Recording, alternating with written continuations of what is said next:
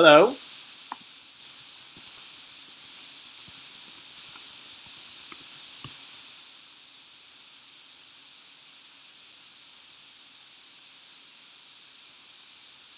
Hello, everyone. My apologies for the technical difficulties leading up until now. We're going to get started, finally, on tips for success in the Economic and Social Council.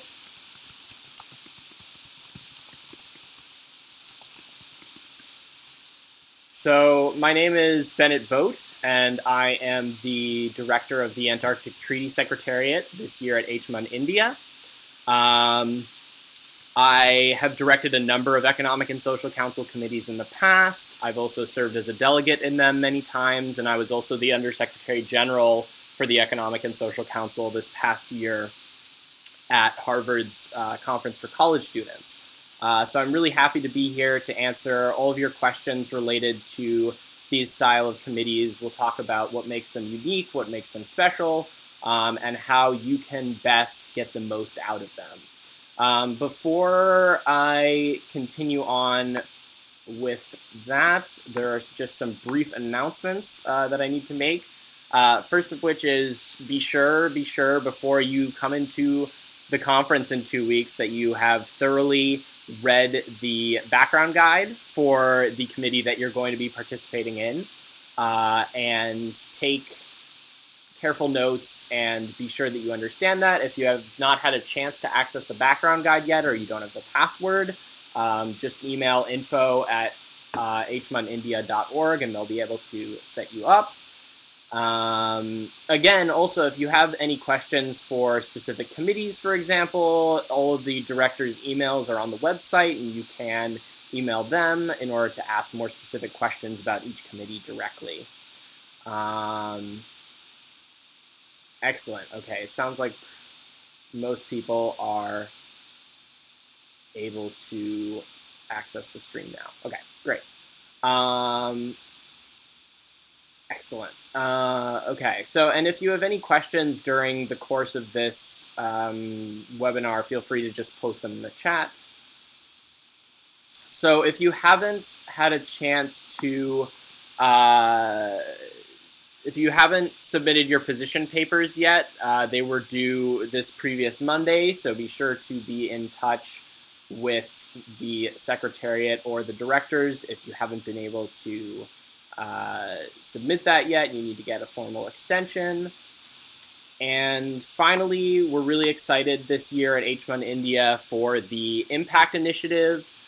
And this year, the focus is on innovation and sustainability, so giving a voice and a global platform to individuals and organizations working towards achieving sustainable development goals.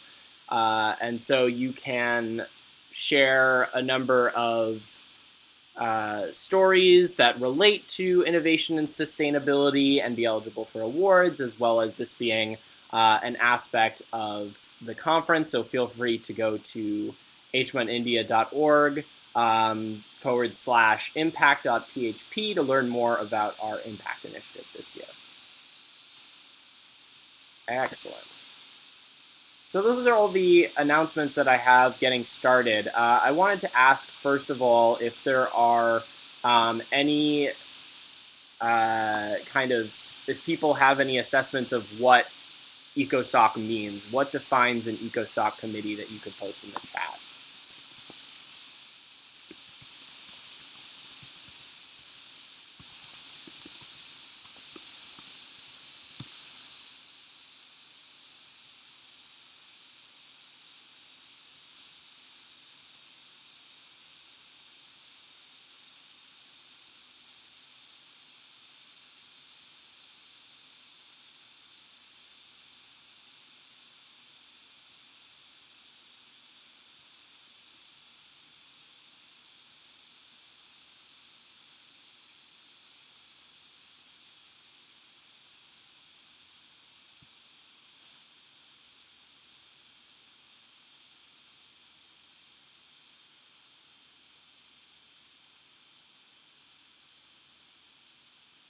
All right, so we have one response about what an ECOSOC committee is, saying that it's a committee that's based on seeking solutions in a specific area.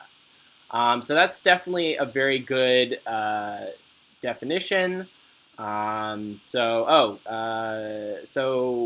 that's definitely a very good definition of what an ECOSOC committee is, but we'll delve a little bit more deeply into it. Works for economic, social causes, and society. That's true, but I would say that there are some things that the Economic and Social Council does that would fall out of those bounds necessarily. A lot of the committees, especially that are related to science and science policy, are also included in the Economic and Social Council for interest. And I don't think that necessarily people would say that topics related to science fall as being economic or social necessarily. So that's kind of a additional area that the body has taken up. Looks to finding solutions for various problems in particular to any place. So here saying that the Economic and Social Council is finding solutions to problems in specific places. Sometimes, but not always, because that sounds more like a regional body, for instance, that is responsible just for a specific part of the world and deals with that part of the world's problems. The Economic and Social Council, even if a topic is discussing a specific part of the world, it still usually has global consequence. So just briefly, the Economic and Social Council in the real UN is a collection of various bodies that are dedicated to solving specific issues, as was said. For example, the Environment Program is part of the Economic and Social Council. The Educational, Scientific, and Cultural Organization is part of the Economic and Social Council. And these are all bodies that typically tend to have a smaller contingent of rotating membership, for instance. So they're between, around 50 to 80 countries usually in the membership typically, who are actively seeking to find solutions to specific issues. So that's essentially what we in our committees are trying to model, is the actual Economic and Social Council. And so for that reason, these are committees that range between 50 to 80 or 100 delegates at max. So they tend to be within the medium size and function differently than other committees would because of their unique middle ground size between the General Assembly and the specialized agencies. And we'll get into more specifics about how these committees can be unique or different and what makes them special. So what I have always liked about the Economic and Social Council are three aspects. The first being depth.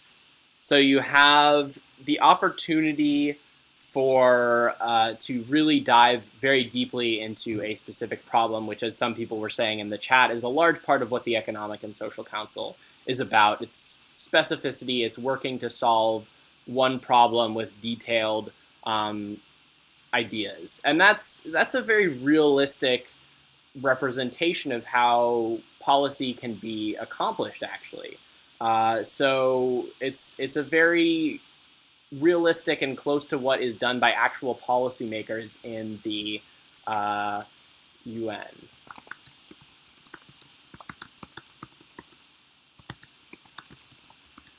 The second aspect that I find most compelling about the Economic and Social Council is the specificity, again, in that the resolutions that come out of the Economic and Social Council are typically held to a standard of providing very, very detailed solutions that you've spent the entire course of the conference essentially working to hammer out the details of what your proposals are going to look like, and then have the opportunity to put those together and present them and make a real case for how they're going to work, essentially.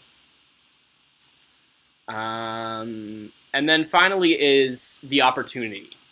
I mentioned already, this has kind of two aspects. First and foremost being the opportunity to practice policy making in a very intense and deep and concentrated setting. But then there's also the opportunity to get to speak more frequently. When you have a smaller committee, there's more opportunities for more delegates to speak, more opportunity to have a say in the discussion that's happening and get your voice heard.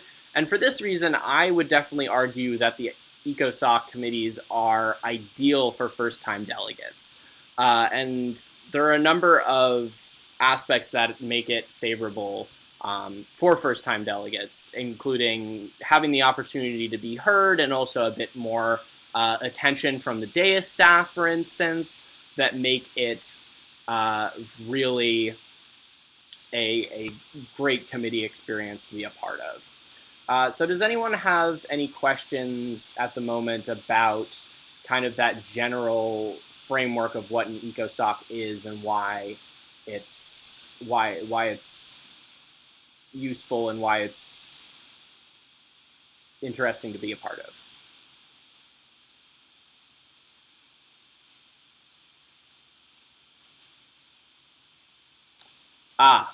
If there are any issues about logistics for country assignments, that's something you should email the Secretariat about.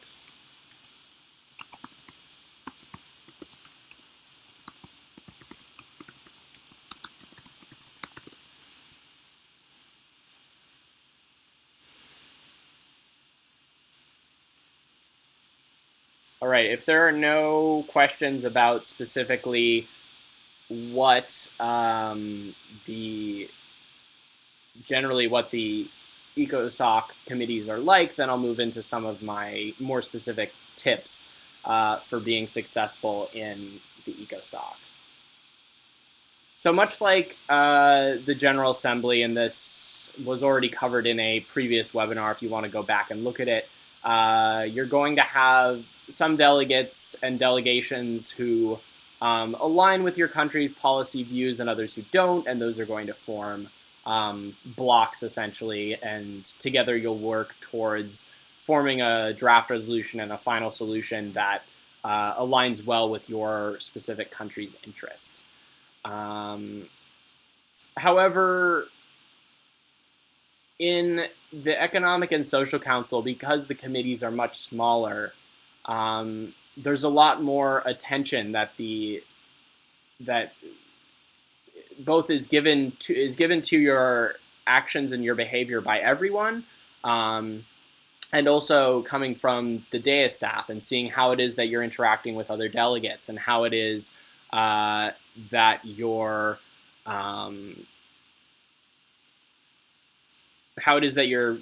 behaving and how it is that you are participating in a block, essentially.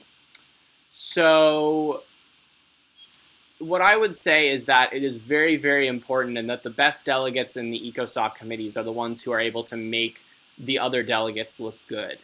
And that when you are participating in a block, you don't want to be the person who is always speaking all the time, not letting anyone else speak, not acknowledging other people's ideas. It's very, very important and speaks well to a delegate's level of diplomacy when they are actually able to hand the microphone over to another delegate who hasn't had an opportunity to speak very much, or incorporates some aspects of another person's ideas, even if they don't wholly agree with everything that they're bringing to the table. And so the best delegates are the ones who make them look good. So there's a few questions that are coming up in the chat right now that I want to take the opportunity to answer. First being, can we make blocks that can't be formed in real, but by negotiating and discussing it can be made during HMUN? So I would say that this is definitely a challenging area, and it goes along with another tip that I was going to say, which is make sure that you know the expectations of the director for these kinds of things in committee. How much, you should always obviously be expected to stick to your country's policy. And so, for example, countries who are completely unaligned and not likely, for instance, North Korea and the United States would probably not formed together to propose a, human rights legislation, for instance. That's not something that would happen and not something that would be expected. That doesn't mean that you have to stick with the existing policy lines that are verified, but it doesn't mean that you can stray very far from them either. So for instance, in my committee this year, in the Antarctic Treaty Secretariat, there are a number of countries that have claims to the Antarctic, for instance. And if any one of those who had claims were to, partner with a country that doesn't have claims to the Antarctic in order to eliminate everyone's claims to the Antarctic, that would be a little surprising, considering that it's not in their best interest and would go pretty far away from their policy with regard to the Antarctic. So through negotiation and discussion, which is essential, this is meant to be an idealized representation of the UN. And so this means that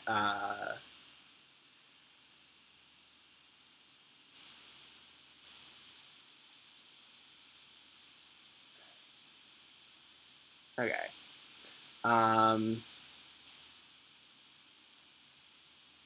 Sorry, so there are more questions here. So does H1 have a general speakers list?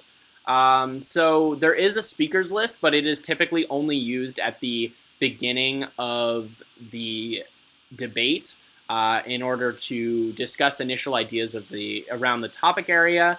And in general, in H1 rules of procedure and practice, we do not return to the general speakers list after the first session. So the entirety, to answer the next question, the entirety of the rest of the debate is founded in moderated and unmoderated caucuses. So you'll spend your time discussing the issue and then working in unmoderated caucuses to draft resolutions and solve the issue at hand, essentially. So I'd say that it's pretty close to, in terms of time, around 50-50 breakdown between moderated and unmoderated caucuses in terms of how you'll be spending your time. Sometimes a little bit higher of a percentage of moderated caucuses, just so that discussion is made where everyone can hear it, essentially. So the question about superpower nations is a good one. There can absolutely be a block of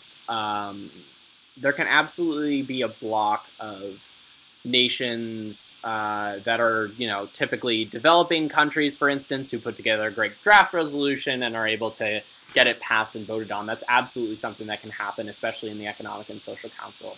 I think what you're thinking of might be the Security Council, for instance, where there's actually vetoes for the permanent 5 nations have veto powers. That's not something that you're going to find in any of the Economic and Social Council committees.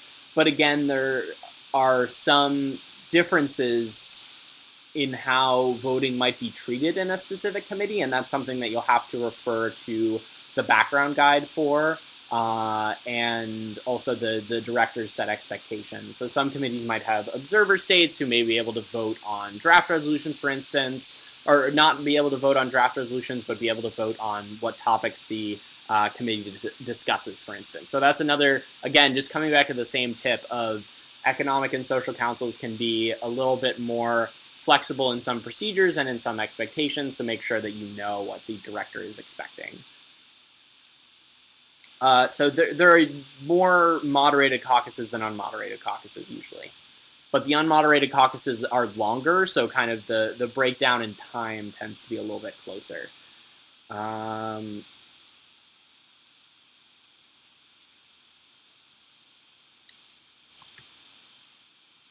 So I already answered the question about resolutions being passed without the support of quote-unquote superpower nations, and that's only an issue in the Security Council that you have to worry about. In the Economic and Social Council, there could absolutely be a group of developing nations who come together to write a resolution, finding a solution to the topic and have that be passed. The most important thing is just that a draft resolution gets accepted and gets accepted by the director, essentially, in order for it to be put before the committee.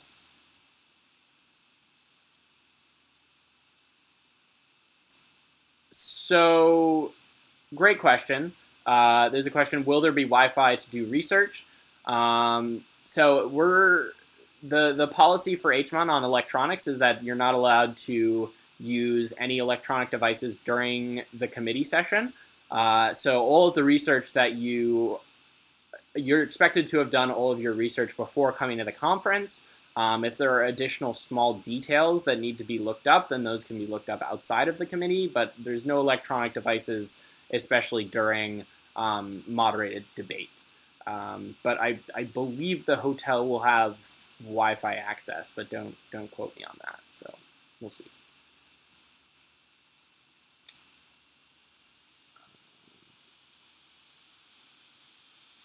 So yeah, the major tips that I had are make sure you have a clear understanding of directors' expectations. Make sure to make other delegates look good. And then also there are, I think that a previous webinar also discussed our approach to awards being a holistic judging process. And the unique size of ECOSOC committees makes it very, makes this especially useful because there's actually an opportunity for delegates to see, sorry,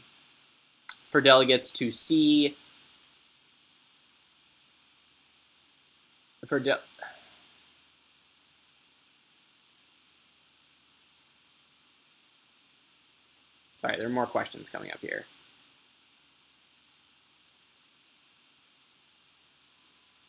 Yes, you can. So you can use electronic devices to draft the draft resolutions and then submit them to the chair. Yeah, you don't have to write your entire draft resolution on paper, for instance. But as I was saying, with the holistic judging for awards, there's a real opportunity for the director to observe how delegates are interacting and how people are behaving, and to really take into account everything that they've done, not just their speeches, but also how they're interacting with people during unmoderated caucuses, how they behave, even in all contexts. So everything can be taken into account when deciding on the final awards, and that's definitely to many delegates' benefit in the Economic and Social Council. In that, if you are someone who's really helping to establish the policy of a block, even if you don't, you don't have to and shouldn't necessarily speak at every opportunity. But if other people are, if you're supporting other people, then that's something that can be taken into account. So this question is asking if the director is biased, can there be a motion to impeach the director? There is no motion like that in the H1 Rules of Procedure, so that can't happen. But if there is a concern about a director's perspective or maybe impartiality, then that's something that can be brought up with the conference secretariat and communicated to the director, and something will be done about it. But you can't impeach the director because then there would be nobody to direct the committee. Okay.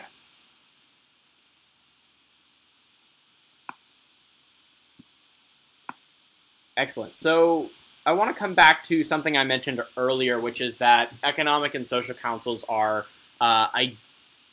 ideal committees for first-time delegates to be a part of, because their size is such that you will have a diversity of ideas that come into perspective, have the opportunity to have that play back and forth, but not to be overwhelmed. And you'll always have an opportunity for, your first Model UN conference to get called on multiple times.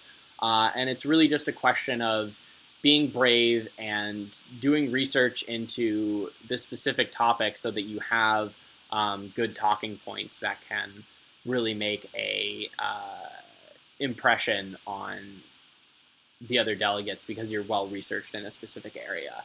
So it's not even that you have to necessarily be, knowledgeable about all aspects of a topic or all aspects of international relations. That's not something that's expected.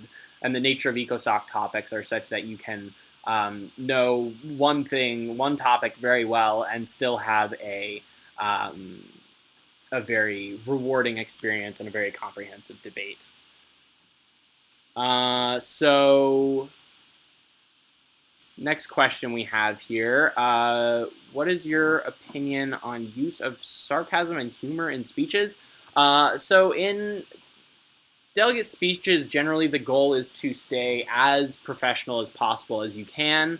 But you can, on occasion use humor. It's definitely okay to be funny, but it can never be at the expense of another delegate. So what I definitely do not condone is other delegates, pushing down other people's ideas or saying rude things about other delegates in their speeches. So I'd say that sarcasm can usually be a little bit too tongue-in-cheek, too hurtful to other delegates, but it's perfectly okay to be humorous in your speeches because that's something that will often, get more delegates' attention, for instance, to what you're saying, is if you're funny and you're amusing and they want to listen to you. But again, it can't be at the expense of other delegates. Can a motion to approach the chair be raised? Yeah, if at any time there is a question that a delegate wants to ask personally to the director or one of the dais members, motion to approach the director is a little bit too disruptive usually. It would be more preferable to actually send a note up to the dais. If you have a specific question, you can just send a note up to them and it'll get answered, rather than having to disrupt the entire flow of the committee in order to have your question answered. It's a lot better for everyone. Oh, great question. So how do you communicate to the director during committee sessions? Typically what I do and what a lot of other directors do is there are many ways, but the primary ways are at the beginning of the committee session. There will be an opportunity to, the director will be standing at the front making initial announcements, and at that point, if there are any questions, delegates can raise their placards and, usually it's through a point of parliamentary inquiry, for instance, and then those questions can be answered. But points of parliamentary inquiry can come up throughout the committee as well. It's just good to, if you have something urgent to communicate, usually beginning or end of the session are good points. Beyond that, at unmoderated caucuses, the directors are very available to speak with people. And then, of course, also you can send notes up to the directors. So here's a question which says, this is my first time at HMUN, and people say you can't win your first time at HMUN. Is that true? Definitely not true. You can absolutely win your first time at HMUN, and it's just a question of, being well researched and being very expressive in committees, making the other delegates look good. You can absolutely do a fantastic job. It's not as if there's any, rule established that you can't win your first time at HMUN. That's absolutely something that, can be accomplished and can be done. So I wouldn't have any concerns or worries about that. So I'm curious though, as a first-time delegate, are there any aspects of committee that people are particularly worried about?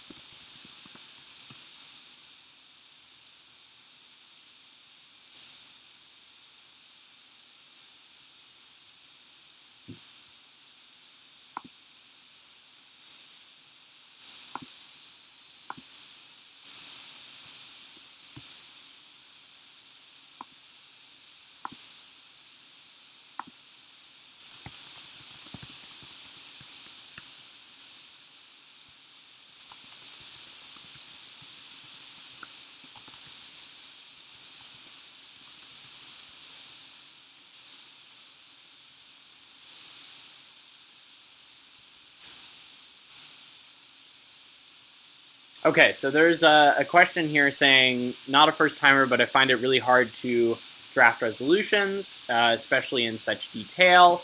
And as I said, it's an aspect of the ECOSOC. Yes, absolutely. This is the hallmark of the Economic and Social Council, the fact that the draft resolutions that come out of it are very detailed, very well structured and put together. So I guess I'd like to ask more, what about writing the draft resolutions it is that you find challenging? Because I think there are a number of aspects of the ECOSOC that make it a supportive environment for not only writing the draft resolutions, but learning how to write them. So if there are more things that you find challenging, perhaps. I think that the nature of the topics makes it such that no matter what, through doing research and through doing a little bit of, consideration of the topics, you can come up with your own ideas to bring to the table. And the great thing about draft resolutions is that it doesn't have to come from just one delegate. In fact, it shouldn't come from just one delegate. That's part of the point of what we're working towards, is to have everyone working together to put their ideas in place. And so a great thing about the Economic and Social Council is because people get to speak frequently, because there's fewer people and everyone can talk during unmoderated caucuses, means that everyone's ideas will get heard. If you are brave enough to speak your ideas and present them to everyone, they will get heard. And it is definitely expected that the other delegates will listen, appreciate, and help to put them together. So it's not that the draft resolution has to come out right from the beginning and be fantastic and detailed and very to the point. It's from connections between people that can form and happen that a detailed draft resolution emerges. And first timer, and one of my major worries is that if you miss something that's said in the debate, then you end up being clueless about what is happening. Yeah, so definitely paying attention to what other delegates are saying is very important. But I don't think that you should feel like if you miss one crucial detail, then you're going to be left behind. And certainly if you have to leave the room to go to the restroom, for instance, then all you would have to do is, for instance, ask the delegate next to you to fill you in on what has happened since you left, for example. And that's something that other delegates should definitely be supportive of you in doing, because it benefits everyone when everyone is understanding what's happening and able to participate in the conversation. And if there's ever an instance where a delegate refuses to help with something like that, that's something you should definitely let the director know about, because it's not very conducive good behavior for a committee. In ECOSOC, I think the questions and the various areas you have to address is tricky.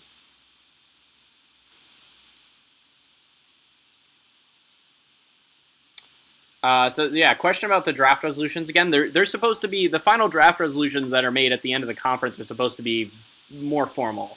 But you make, working toward the draft resolutions, you make working papers, and those don't have to be written in any kind of formal structure. They can be put together however. They can be a series of ideas that you've come up with over the course of the conference that you just want to have be brought to everyone's attention and have be considered by the committee, essentially.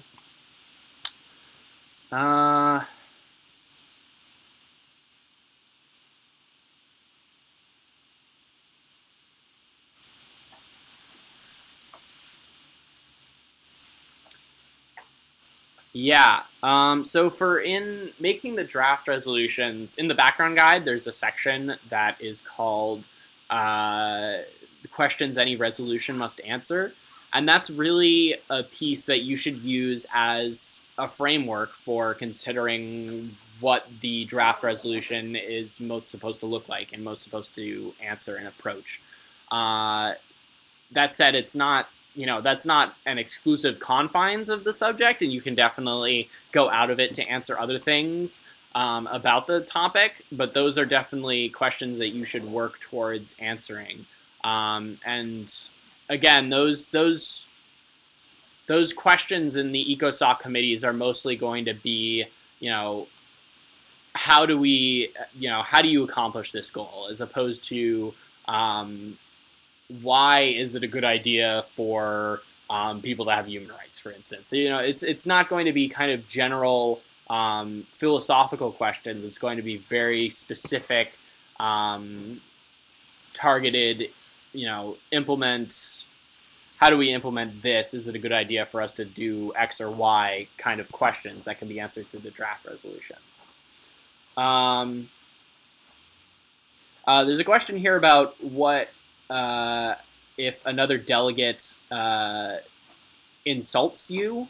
So that is a rather extreme case and should never happen and would definitely be treated very seriously.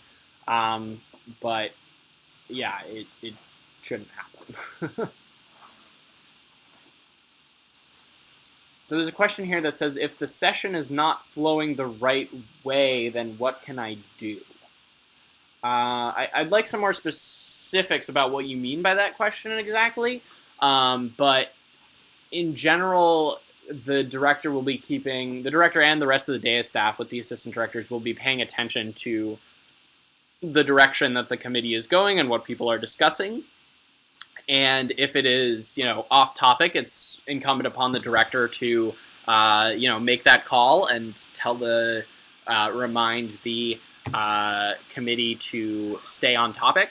However, if it's more the extent that you feel that the committee is not going in a direction that you, as a delegate or as the country that you're representing, would want it to go in, that's a different case.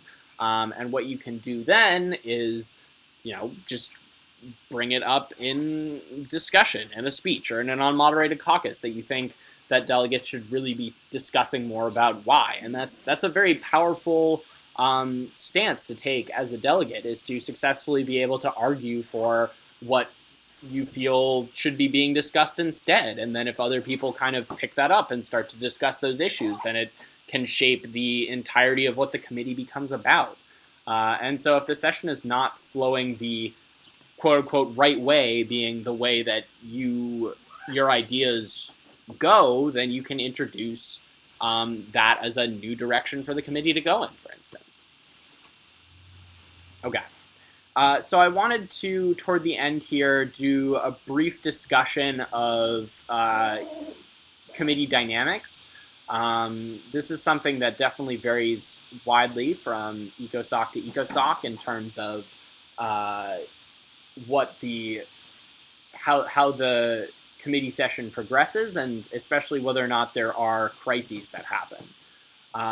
So crisis committees are typically the specialized agencies. There are crises that happen every couple of minutes, and they're the foundation of what the committee is about. That's not the case in the Economic and Social Council. The Economic and Social Council is primarily, again, about seeking specific solutions to the proposed topics and problems. So instead, whenever there is a crisis that happens that's introduced into an ECOSOC committee, the goal is to help with the flow of the debate, essentially. In this size, the director may sometimes choose to propose an event that happens that will make delegates think differently about the specific topic, or have to reconsider their perspective and think about it in a new way.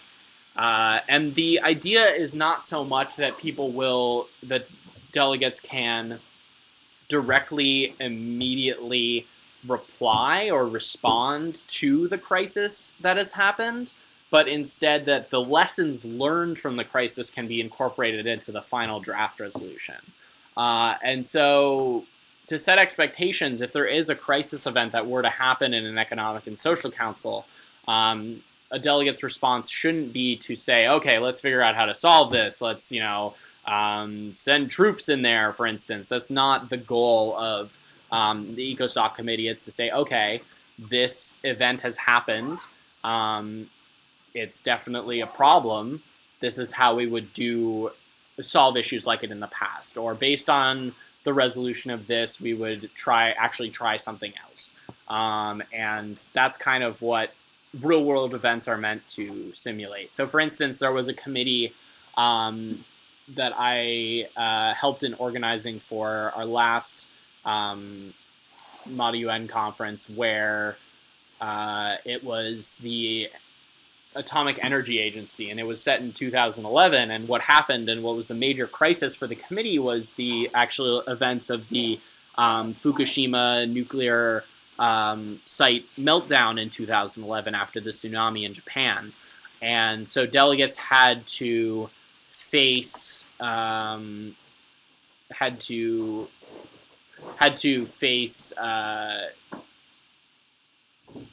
of that crisis and come up with a solution to best resolve the problem, essentially. Okay, so there have been some questions that have come up.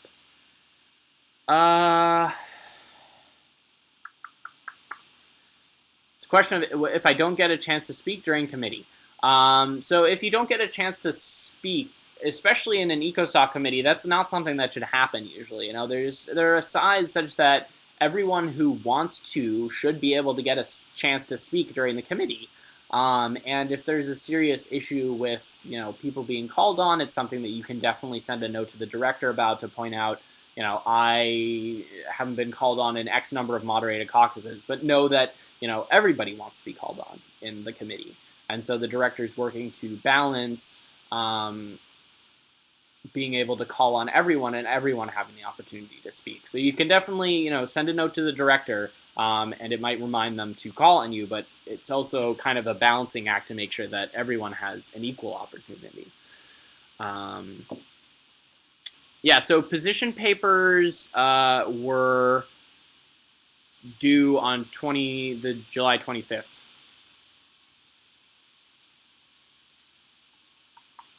Yeah.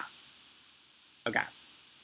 There's a question here that says, can a joint statement by 3 to 4 countries be given?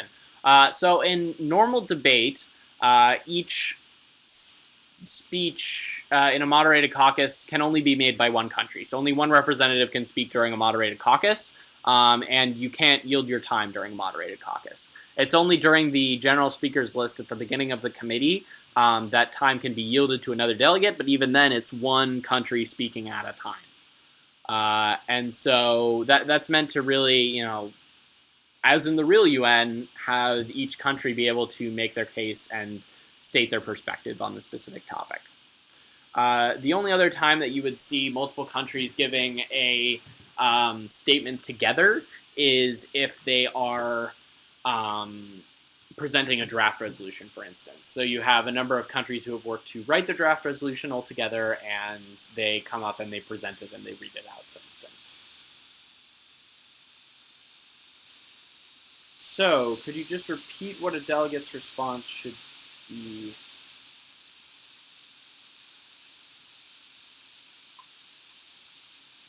So, military action is never the goal and is not something that's ever going to be. This is a question about what should a response to a crisis be in a committee again. So, none of the Economic and Social Council committees have the power themselves to issue a military response. That's the role of national governments. That's the role of the Security Council. Those are things that you'll find typically more in the specialized agencies. Instead, when an event happens in the Economic and Social Council, I'll come back to like the Fukushima meltdown, for instance, what the delegates have to say is, okay, this has been a terrible tragedy, obviously. We need to establish better safeguards in order to protect the sites that do still exist from meltdown. And we need to reconsider whether, nuclear power is the direction that the world should still be going in. Is it just too unsafe? Is it just too risky and harmful despite the benefits that it might come with. And so crises really will inspire delegates to make careful cost-benefit analyses and incorporate the results of that discussion into the final draft resolution. So yeah, military action is never something that's going to be a part of a Economic and Social Council Committee's response to a crisis. Awesome.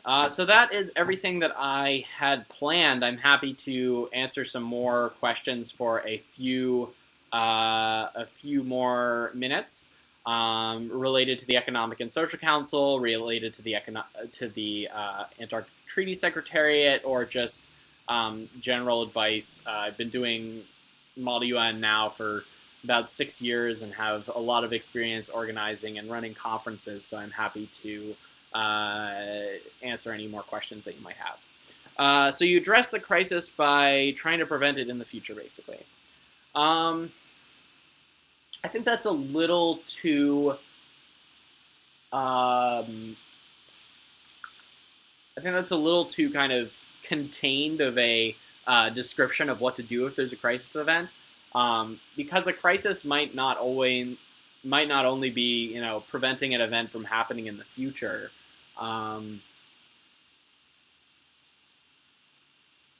It could also be, making sure that something happens in the future. I mean, that's kind of a rudimentary example in order to just turn it on its head, basically. But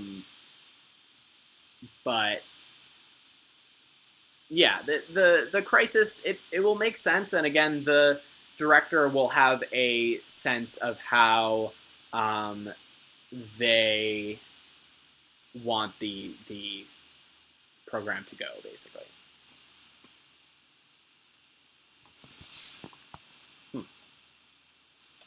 Are other people still on the webinar? I'm still recording, if so.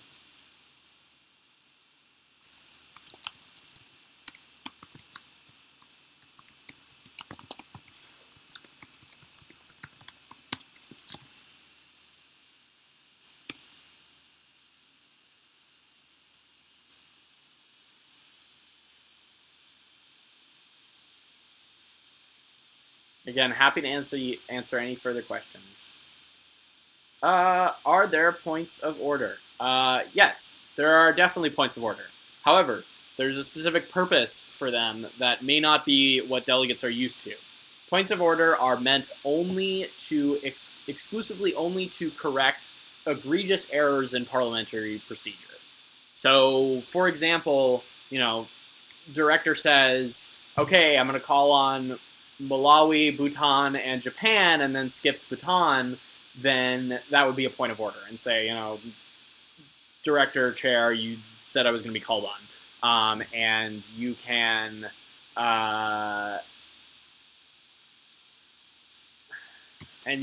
say, yeah. So then that's when a point of order would be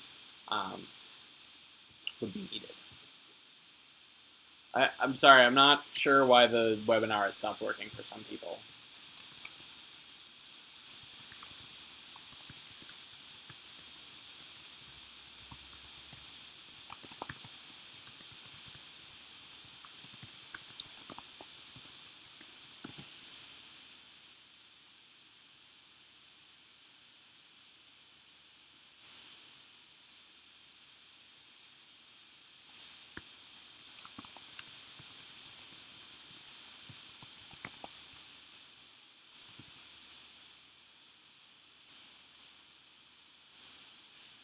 Yeah, so any more questions about the Economic and Social Council? Or anything else related to Model UN?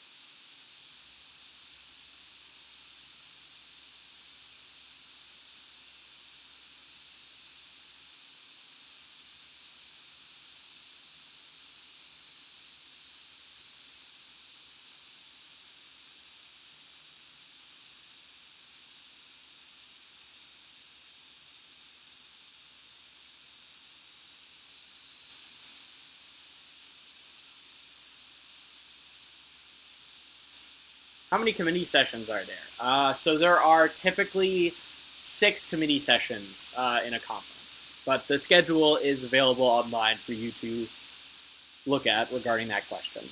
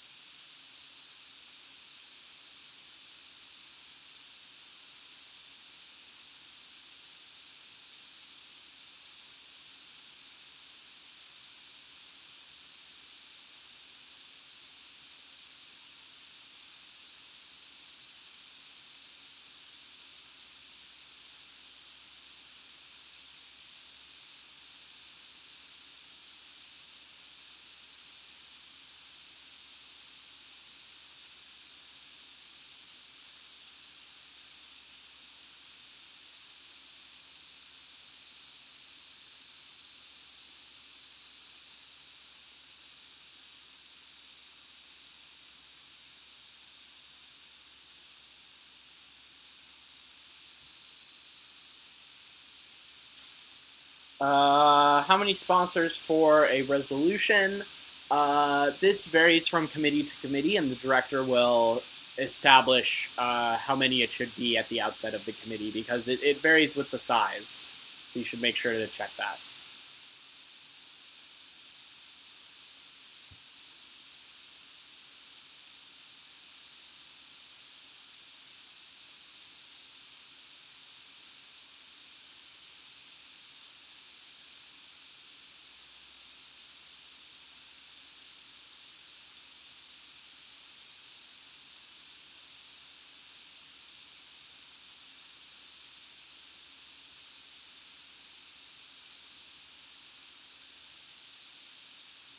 I don't know how many sponsors there will be in the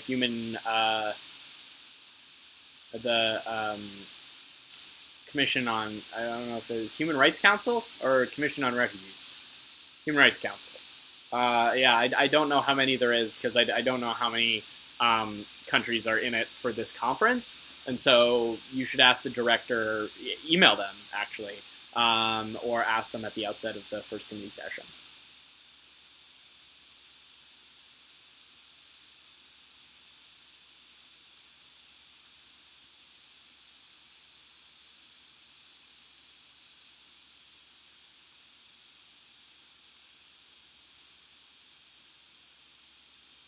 All right, that's all that I have time for today. If you have more questions related to this, feel free to email me at ats@hmanindia.org or any of the other directors about their committees.